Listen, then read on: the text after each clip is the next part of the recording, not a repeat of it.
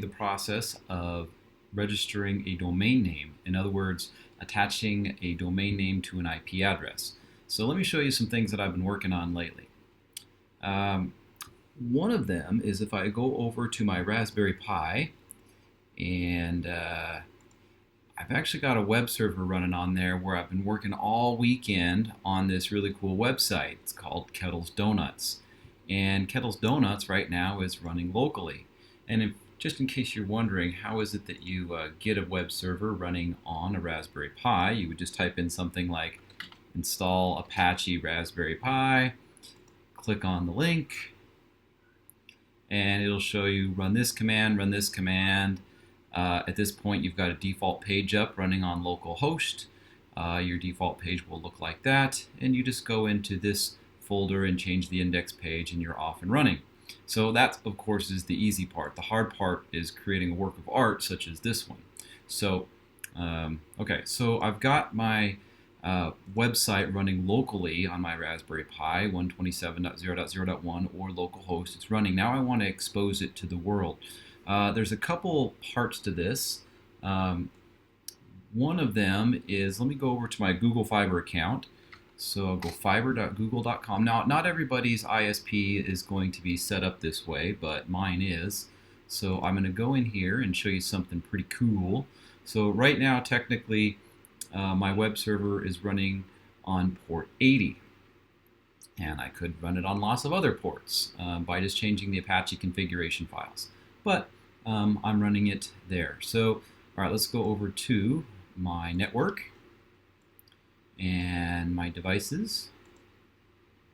Okay, so there's my Raspberry Pi, and I click on it, and it happens to be locally at 192.168.1.248. Fine, but here's where the good part comes in. Okay, so I open up this part that says Advanced, and then we've got port forwarding. What this means is that as we come in from the outside world, I can take any incoming port coming to my public IP address and redirect it to any of the devices that you see right here. Each of these in this list, all of them, have a separate private IP address. I can redirect traffic to any of those devices in there if I want to run any type of service, whether it be a web server or a DNS server or a chat server or my own version of Netflix, or like whatever it is I run on a port on a particular machine, I can redirect outside traffic to there. So in this case, as I look over here, I'm going to go ahead and kill this real quick. Let's say apply.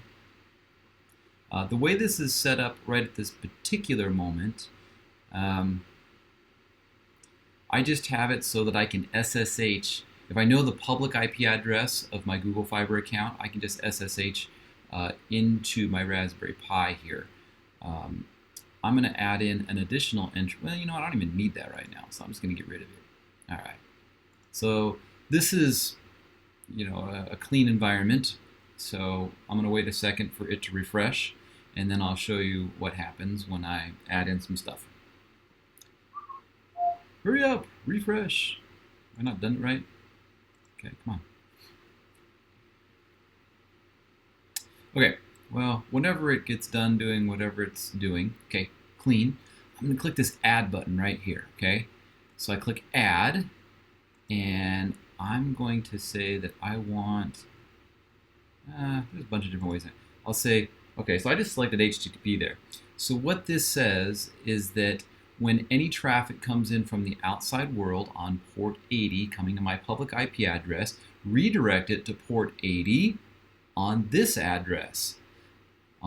So we call this port forwarding.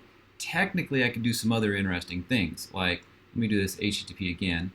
Let's just say somebody comes and visits me on 25,221, just any number I want. I can still have that number go to this. So I can put on as many of those as I want. I could say, let's do 80, 8081 comes there. Okay, so I'm going to hit apply. All right. Now let me go back to my Raspberry Pi again. Here's my Pi. and I want to know what my IP address is. So I type in to a Google browser, what is my IP? And I can go to one of these services, like this one, and it shows that my IPv4 address is 136.36.197.256. All right, let's test this out, see if I'm getting a pass-through over to my web server that I've installed.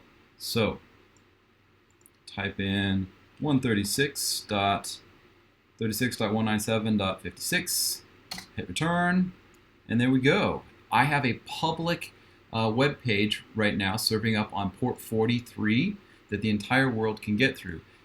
And remember, I did multiple ports here, so in addition to port 80, I can do like 25221. All right, let's try that one. So I'll go 25221. I do that. Uh-oh. Something's not working. 25221. 25. Well, normally it works. Oh, okay, now it's working. I don't know what the problem was. All right, let's try that other one. 8081. Is that what I also did? Okay, 8081 works as well. But if I type in something like 8082, I haven't set that up, and so that's not going to work. Okay, so port forwarding works.